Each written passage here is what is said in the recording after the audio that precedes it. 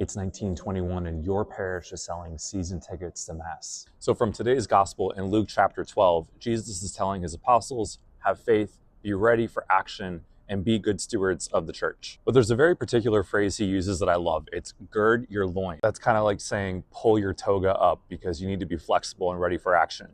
Jesus then says, you don't know what hour I'm coming home, but should the master find that you are ready when he arrives?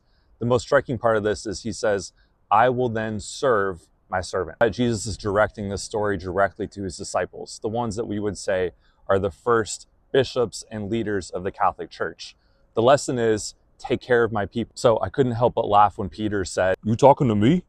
Back to the sale of season tickets for attending Mass. Behind me is a picture of some of the first parishioners here at this historic church in Washington, D.C., once a part of the Archdiocese of Baltimore. I think it's important to remember that most of the great historic Catholic churches, even to this day, still don't have pews in them. That was more of a modern thing that came about in Catholicism after the Protestant Reformation. You have to imagine all of these Italians arriving here, first to New York, and then they came down to Washington, D.C.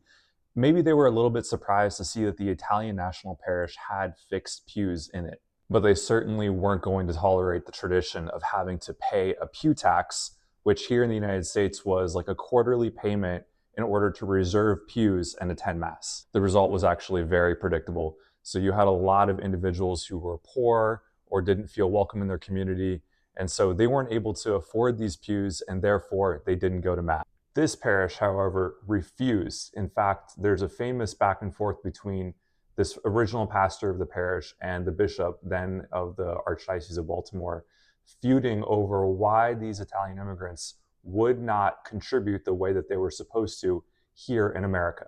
I actually think it's really important that the people of this parish in 1921 decided to speak out, because I think we knew that it was bad theology. Obviously, the Eucharist is supposed to represent the unity of the church, the body of Christ. You can't separate the real presence of Jesus in the Eucharist from that unity.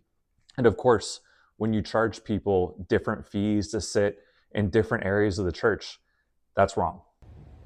What are the ways that our bishops and priests, the disciples of today, can better serve us so that we can receive that body of Christ in the Eucharist and then go out and live our faith? Your stories matter, so speak out, just like this parish did in 1921.